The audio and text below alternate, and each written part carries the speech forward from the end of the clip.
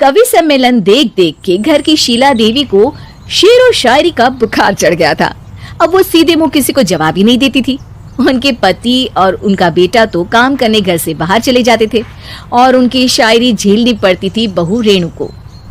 अब सास बोलती नहीं, अर्ज करती थी, संदूक पे रखी संदूक, संदूक में रखे झुमके, बहू झुमके निकाल के दे मेरे, कहाँ लगा रही है ठुमके।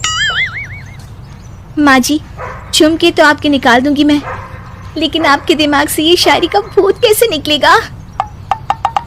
छोटे लोग नहीं समझेंगे, शायरी है शौक बड़ा, तू अपने काम से काम रख, मेरे काम में मत टांग अड़ा। शौक अलग बात है, लेकिन हर चीज में अपना शौक डाल देने से जग हसाई हो सकती है सासू माँ। अरे मैं हूँ एक नंबर कलाकार, कोई ऐसी वैसी बला नहीं, तुम घर के कामों में उलझी, समझोगी मेरी कला नहीं। ठीक है माँ जी, आप नहीं समझती तो कोई बात नहीं, लाओ मैं आपके झुमके ही निकाल कर दे देती हूँ। बहू सास के झुमके निकाल कर देती है और वहां से चली जाती है। शाम को बहू अपने पति से शिकायत करती है, सुनिए जी, आप माँ को कुछ समझाते क्यों नहीं? अरे क्या समझाना है माँ को? अरे अपनी शायरी थोड़ी कम करे ना। अरे तुमको उनकी शायरी से क्या दिक्कत है?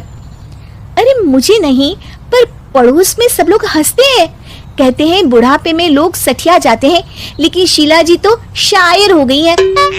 अरे लोगों का काम है कहना, लोगों की बातों का क्या टेंशन लेना। अरे वाह, मैंने भी शेर कह दिया, वाह वाह वाह वाह। देख लो, तुमसे किसी ने कहा नहीं और तुम्हारे सामने कोई माँ की बुराई नहीं करता तो तुमको फर्क नहीं पड़ रहा।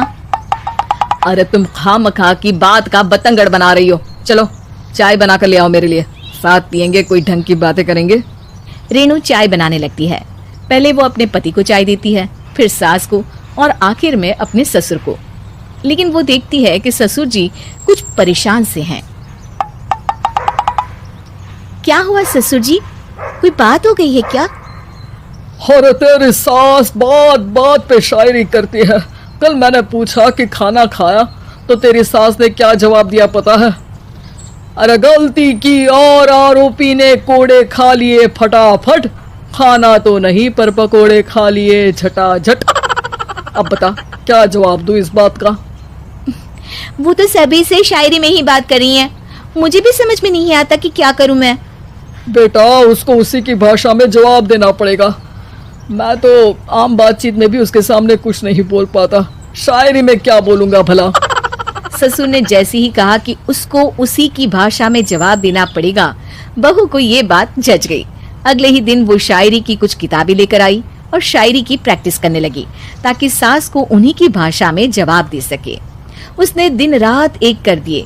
एक दिन सब साथ में बैठकर टीवी देख रहे थे, तभी रेणु सबके लिए बिरयानी बनाकर लाती है, लेकिन सास को बिरयानी भाती नहीं। कौवा करता काऊ काऊ, चिड़िया बोलती ची ची, इतना खराब बिरयानी बनाई है कि मुंह से निकले छी छी। बस इसी मौके का तो बहू को इंतजार था, क्योंकि अब बहू सास को उसी की भाषा में जवाब देने के लिए तैयार थी।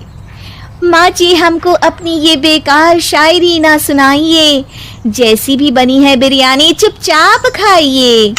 ससुर जी और रेणु के पति ने रेणु का जवाब सुनते ही जोर से ताली बजाई और सास ने जब रेणु का शायराना जवाब सुना तो उनके गले में बिरयानी अटक गई। बहू ने एक और शायरी का तीर छोड़ा। शायरी में बहू के सामने सास हो जाएगी ढेर, क्योंकि सास मारेंगी एक शेर तो बहू मारेगी 1.25 शेर। सास को छोड़ के सब वाह वाह करने लगते हैं। आज पहली बार सास को नहले पे दहला मिला था और रेणु ने सास का मुंह चुप करा दिया था। अगले दिन रेणु का पति उससे कहता है, अरे वाह, तुमने तो माँ की बोलती बंद कर दी, मजा आ गया। अब मेरे लिए कुछ बना दो, खाकर मैं काम पर चला जाऊं। शायरी ही है मेरा जीवन, वही करूंगी जी भर के, नौकरानी रख लो कोई, काम नहीं करूंगी मैं घर के। अरे तुम क्या माँ जैसे हरकतें करने लगी, सीधे सीधे बात करो ना। हो गई कल शायरी, रोज थोड़ी ना करोगी। शीशी भरी गुलाब की पत्थर पे फोड़ दो, जो मुझे शायरी से रोके उसके कान मरोड़ दो। पति घबराकर वहां से चला जाता है और बाहर उसके पिताजी के पास जाकर बैठ जाता है। दोनों अपनी बीवियों की शायरी से परेशान है। ससुर को पछतावा होता है कि क्यों उसने बहू को सास की भाषा में ही जवाब देने का आइडिया दिया।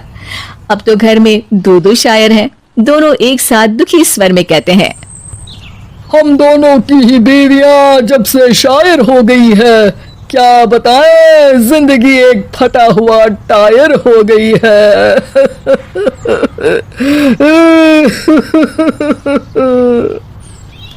हम दोनों की ही बीवियां जब से शायर हो गई है, क्या बताएं, जिंदगी एक फटा हुआ टायर हो गई है।